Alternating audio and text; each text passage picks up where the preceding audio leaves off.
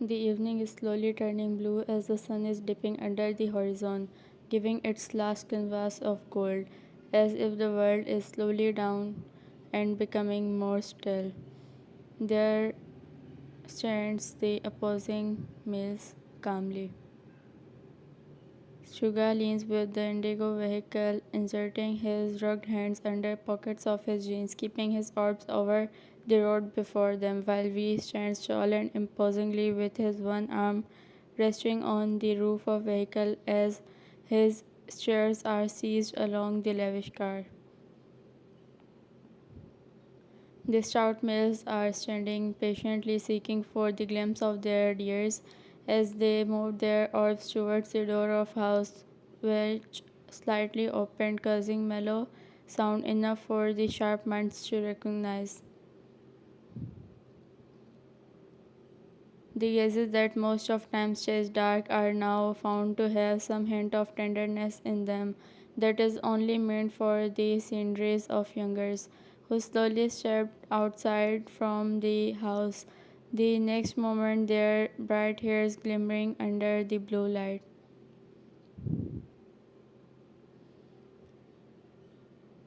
Suga straightened his posture deliberately as he stared through the pure soul of azure. Inwards, he moved his sturdy fingers across his black hairs, taking them backwards formidably, piercing Airy with his iron eyes. Alluring females approached the athletes with tiny steps, and soon they rested their steps near the lavish car with their eyes still glued on the ground and their dusky lashes casting shadow upon the frosty cheeks of them.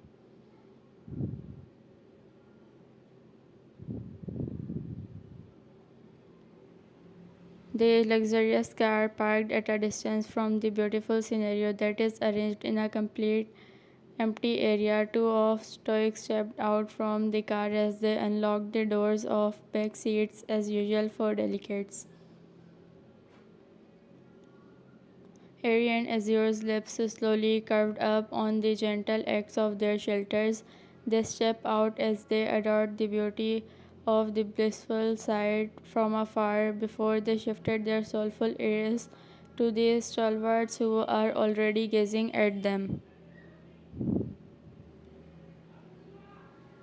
It's so beautiful, she whispers in her melodious voice, enough to be heard by Suga, who grinned at her. This scenery have my heart, she said in low voice, gazing daringly at me, who grinned at her words politely.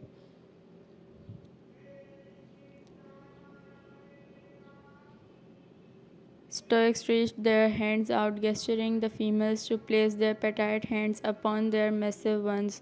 The two of birds daintily tucked their sun-kissed bangs behind reddened ears, hesitantly resting their soft palms on the rough ones. The resilient men walked nearer to the elegant arrangements beside the blue sea, cradling small hands in theirs securely yet tenderly, not to provide any harm to the sensitive beings. They moved their murky orbs to the couches, giving hint to charmings for taking their seats, who nod with glorious smiles resting on their rosy pairs while their cheeks are covered in crimson hues beautifully. We booked this place to spend evening with you. We spoke resonantly as the two of males settled on couch after Airy and Azure sat while innocently roaming their gorgeous eyes around fondly.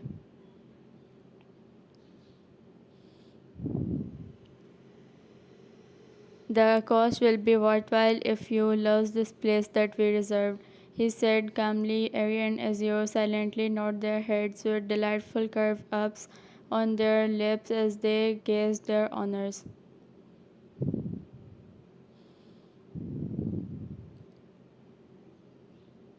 The evening became more serene with the existence of Airy and Azure besides the stout males who are glad for them to be theirs, knowing that the two pure souls belongs with them only.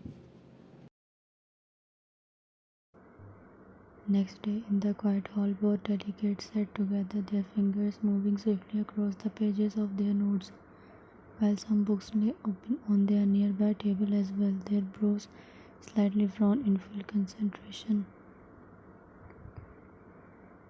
As the tall figures entered the silent hall with their grim faces, their eyes like piercing shadows scanned the hall, settling on the two frames who sat oblivious to the sudden appearances, still engaged in their writing.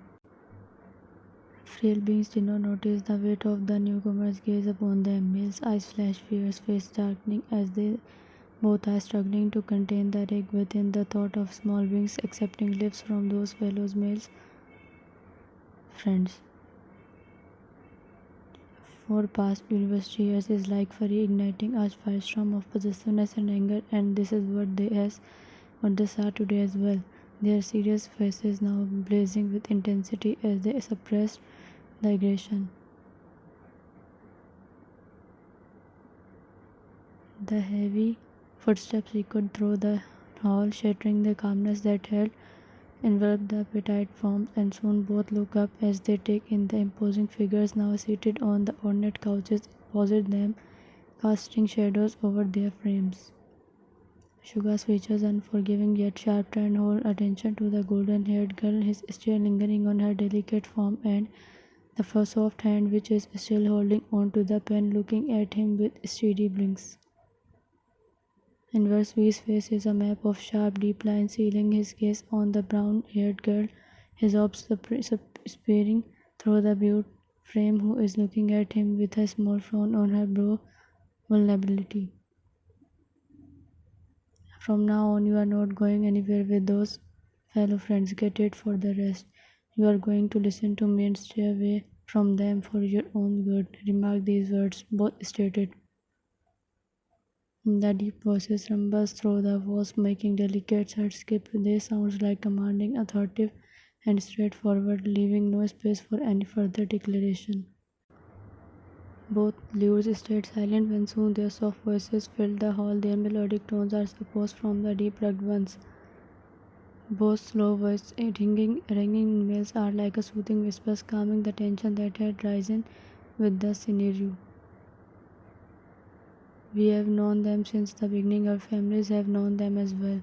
They are not strangers but friends. We have got years with them of semesters, both said lowly, looking at them.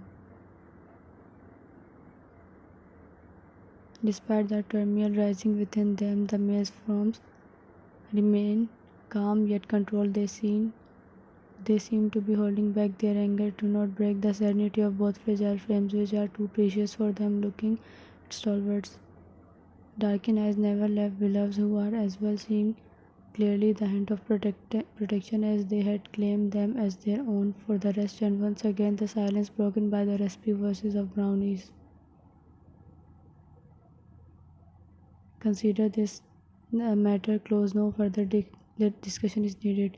We have said all there is to say. Know that on that matter, the discussion is over. Sugar and we lean against the couch afterwards, and just in next second, Eluding's note, their notes were barely noticeable, but enough to ease the nerves of Stouts as if they had been waiting for this from the moment they entered inside the hall.